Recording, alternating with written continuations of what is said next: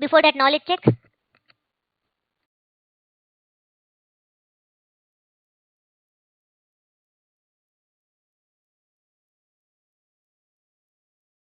Which AWS service is used to run Docker container? It is EC2 container service. Yes.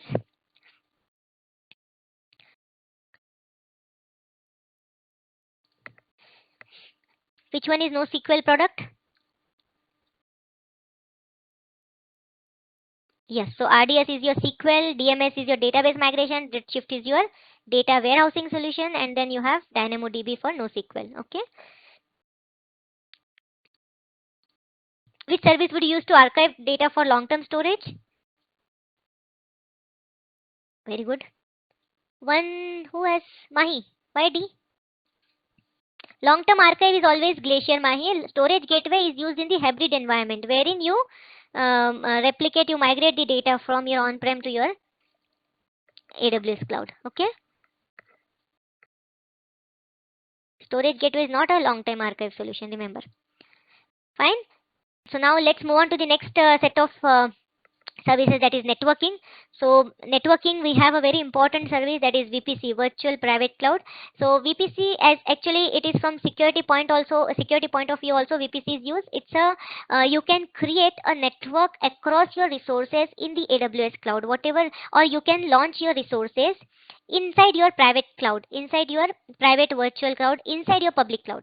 VPC doesn't mean that you are creating any private cloud. It is again part of your public cloud. You are creating a isolated section. You are isolating your resources within the public cloud by creating a VPC or by deploying the resources within the VPC. Okay, so it will add one more layer of security to the resources which you have inside your VPC. Fine. So you can even configure the firewall for your network. You can launch all the resources within your VPC. Okay, and it's a very important topic. We will discuss each and everything of VPC in depth. How to launch a VPC, means how to create a VPC, how to create the subnets, the router, gateway, route table, the instances in a subnet. Each and everything we will discuss in depth about the VPC part. Then we have next particular service under VPC is virtual private cloud. VPN is different, VPC is different. VPN is used to connect your on-prem data center. From your on-prem data center, if you want to connect to your resources within the public cloud, you use the VPN. It's a tunnel, right? That will create a tunnel for connecting. But VPC is a network that you are creating across the resources within your AWS cloud. Okay, you can create a VPC and you can launch the resources within your VPC. So it is like VPN is a connection type. Fine. And VPC, you're connecting from on-prem to your VPC inside the cloud by using VPN. Fine. Okay. Then we have Route 53. Yes, VPN, right, Manish? We can use VPN between different cloud providers. VPN, not VPC. VPC is specific to your AWS.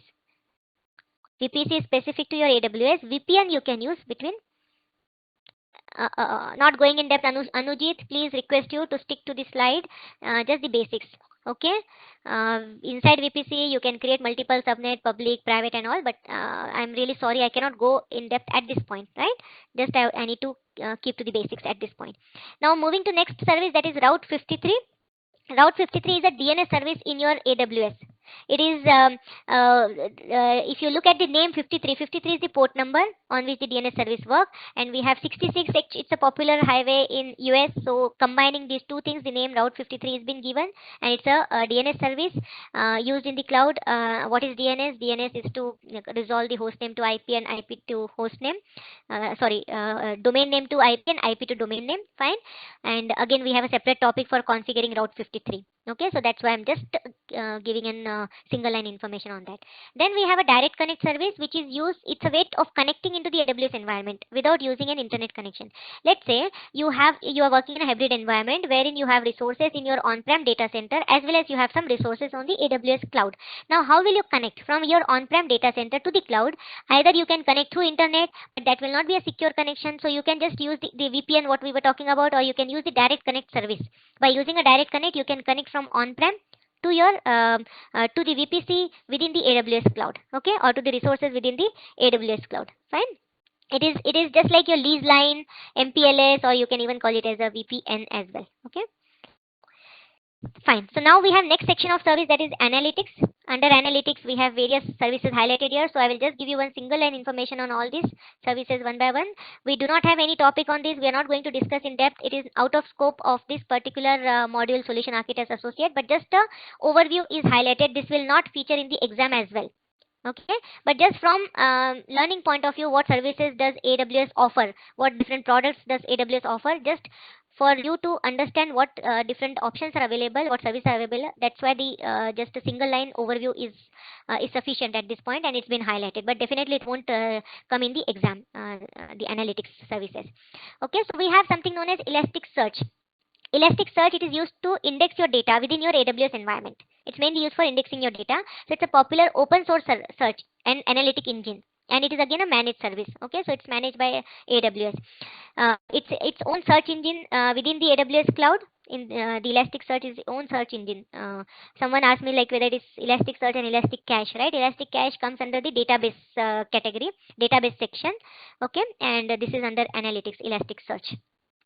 Then we have Elastic MapReduce. It is used in the big data environment. Elastic MapReduce is used in the big data environment. EMR, actually it's a high-speed large cluster of servers. If you see, it's a large cluster of servers when you which you can use to execute your big data query. When you want to work with large amount of data, you want to execute a big data query. Okay, so you can use EMR. It's a large cluster of servers. Multiple servers are there in this, and you can see Hadoop you have for big data, right? Then we have got Kinesis. Kinesis can ingest lots of data very quickly from mobile apps, sensors, and other. If you want to capture live streams of data, okay, and if you want to process the data immediately, capturing and processing data immediately, you can use this Kinesis service. It will capture and it will process it immediately. So it can stream live data from your environment onto the AWS cloud. Okay, yeah. Then we have next service, that is QuickSight. It's again come under analytics, so it's a fast cloud-powered BI intelligence. So in short, QuickSight is a BI. Those who are working on business intelligence can relate to this, can understand the functionality. Okay, so it's a BI service. Data pipeline. Data pipeline is used to extract the data, transform and load from other location in AWS. Extracting, transferring and loading from any other location to the AWS environment. Next we have Amazon Athena. It's an interactive query service that allows you to analyze data in your in Amazon S3 service using SQL query. Let's say I have a large amount of data stored on the S3 bucket. Okay. Now if I'm searching for something, it will take a lot of time because I have lot of data kept on S3. What I can do, I can generate a query. I can generate a SQL query on my S3 bucket by using this Amazon Athena. Right. Then we have Cloud Search. Cloud Search is a managed service that allows you to easily set up, manage, and scale a search solution for your website or application. If you're searching some document in your aws.amazon.com, even that, then it uses the Cloud Search. Okay, so it will show you powered by Cloud Search. It will get highlighted on the right side if you make any search. Okay. Next is Glue. So again, it is ETL, extract, transform, and load, fully managed service that simplifies and automates the difficult and time-consuming data discovery, conversion, mapping, and job scheduling tasks. Those services which are fully managed, it's easy to use because the management part, maintenance things are done by the AWS. Then we have next section of service, that is business productivity, comes under the enterprise application. So it's the services which are coming under this particular section comes under the SaaS category, software as a service. First service, that is Amazon Work Docs. So it allows you to share your work document with your colleague. It is just like your Google Doc. So as I say Google Doc, all of you can understand that, right? Sharing the document with the colleagues. Then is Workmail. So Workmail is like your Exchange service. It's just like your Exchange service. Then we have Workspaces. It's a virtual desktop interface, VDI. Workspace is a virtual desktop interface used in the service used in the cloud environment.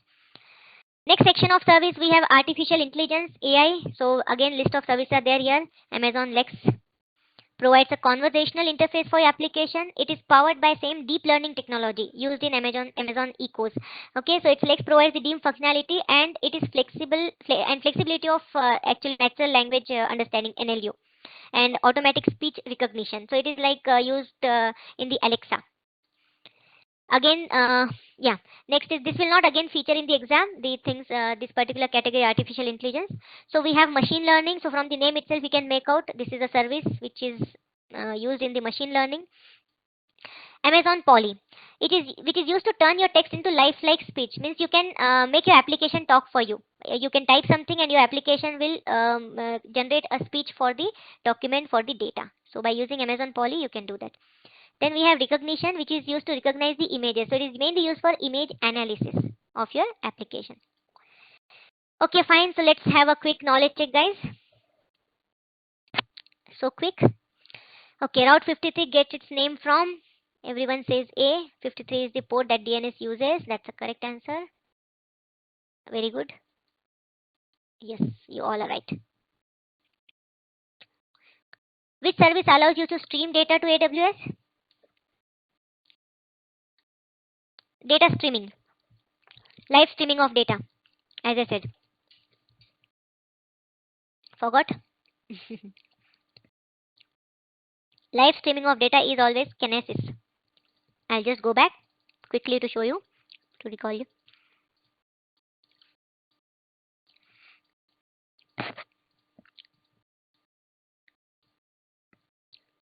Okay, Kinesis is for live streaming of data.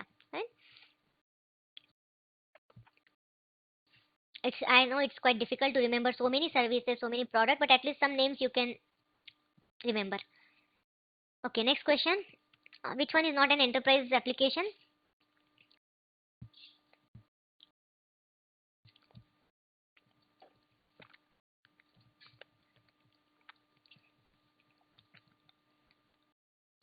Some of you are incorrect. See, we have WorkDoc, we have WorkMail, we have Workspaces, right? We do not have a work server.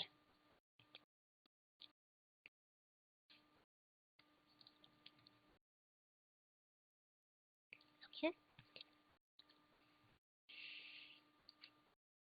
Then we have got mobile services. Under the mobile services, we have again list of services highlighted here. So we have a Cognito. If you see here, it is again before I start with the services, this will again not feature in the exam. Okay. So just one line information at this point is sufficient. So Cognito saves your mobile user data in the AWS cloud. So whether you're creating the data by using your Facebook or by Twitter or by YouTube, whatever, it is actually saving the data in the cloud. Right? Then we have mobile analytics, which is used to track and measure in-app activity. Whatever you are doing inside the application, that it can track. Okay, it can keep track of the activity happening within the application on the mobile.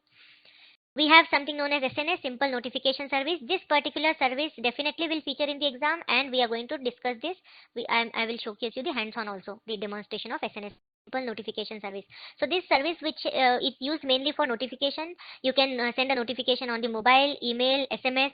So this is used in you can say in conjunction with the other services. I want that one something like some from I want to integrate this with the EC2 instance, or I want to integrate with this S3 bucket. As a picture is loaded in the S3 bucket, it should notify me, or as a log file gets created in an S3 bucket, it should notify me through mail, whatever, right? So we always use this SNS in, yes, correct, for monitoring purpose, okay, for getting the notification. So we can integrate SNS with the other services, right? So this definitely will feature in the exam. Yeah. Then we have device farm. Let's say I have created one application, mobile app, okay, and I want to test that mobile app on multiple operating system. Now, as you know, different mobiles with different operating system are coming these days. I want to test that, but I cannot buy all those mobiles for just for testing, right? So what I can do, I can use this device farm service, and I can rent the mobile devices from Amazon, and I can test it by using this. I can test it on different mobile. So device farm test your application on a bunch of different iOS and Android devices simultaneously. Okay, so you're just renting and for testing by using this device farm service. We have mobile hub, which is used to build, test, and monitor the mobile application. Then we have got pinpoint. It's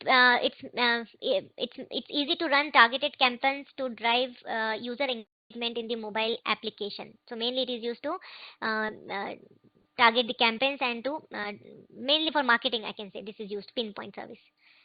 Then we have next section of service, IoT. So IoT we have again, it's a managed cloud platform that lets connected devices interact with cloud application. So multiple different types of devices are highlighted which are interconnected and can interact with the cloud application and other devices easily and securely by using this particular service. The best example of IoT I can give you, like the self-driven car, right? It's the example of IoT.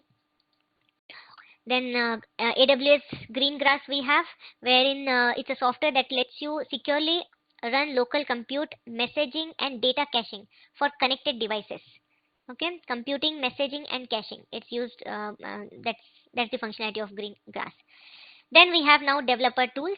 Though developer tools are important from developer point of view, but not from the solution architect point of view. So solution architect associate, it will not feature in the exam. If you have taken up DevOps course, then it will feature in the exam, in the DevOps course. But definitely it will not feature in this particular course. Okay, so that is your solution architect. Fine. So let me just move on to the developers course. Developer services. We have code commit.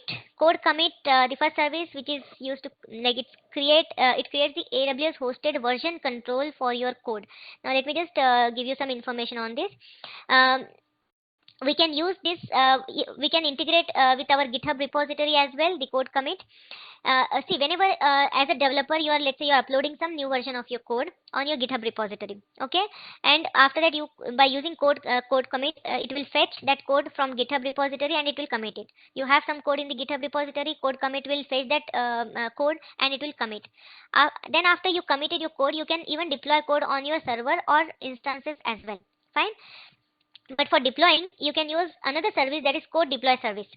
So it will get your code either from the code commit, or it can get your code directly from the GitHub repository. The code deploy service can get it from the code commit, or it can get it from your this one GitHub repository directly and deploy it on your EC2 instances.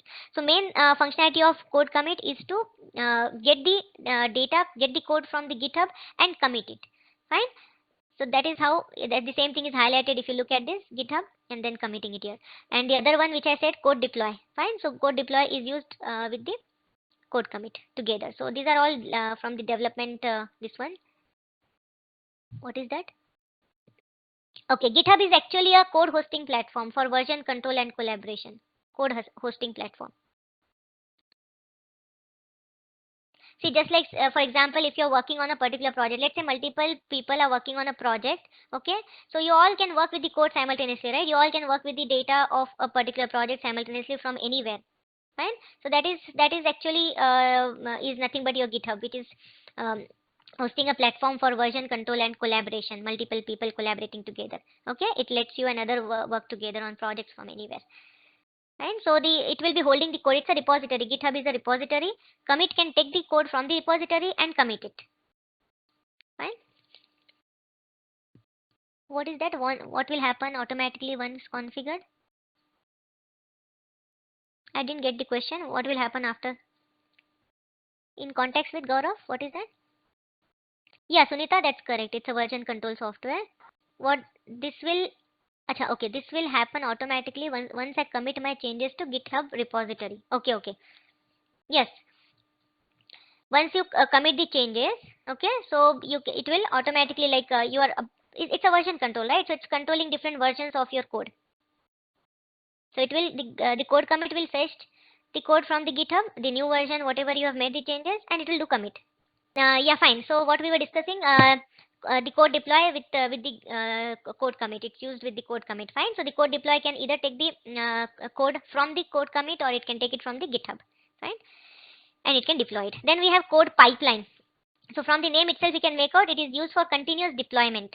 Developers are adding new features and new versions. So you can keep your code in pipeline as first version is applied and tested successfully, next version is applied and tested, and then so on. So like this, it will be like a continuous deployment for new versions and the features. Fine.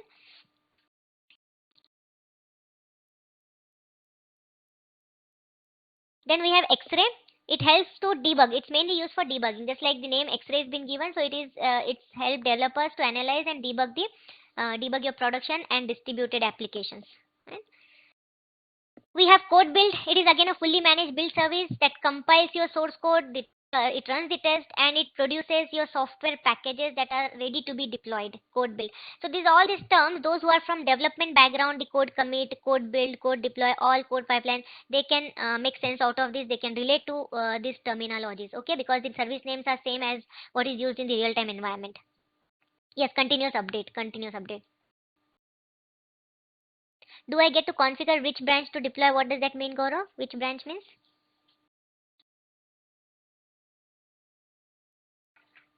For which service you are asking? I missed out something.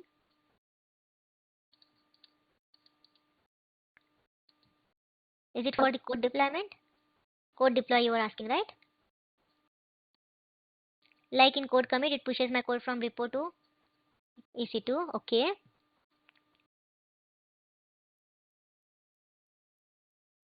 So what?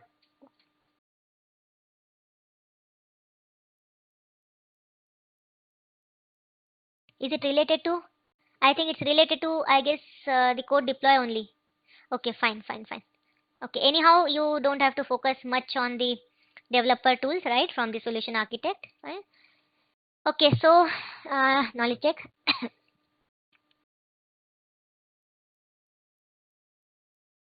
Okay, my says multiple branches. Okay, in pipeline. Fine.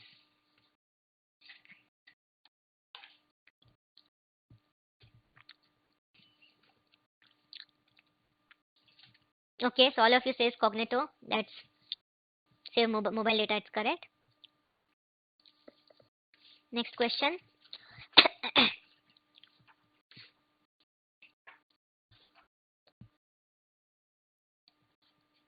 Why mixed answer?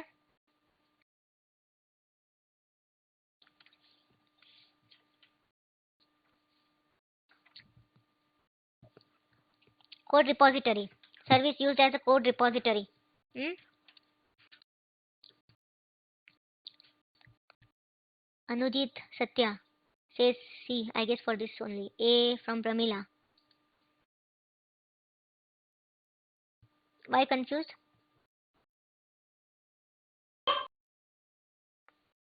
You can just, I'm just holding this visual for some time. You can read out the description down.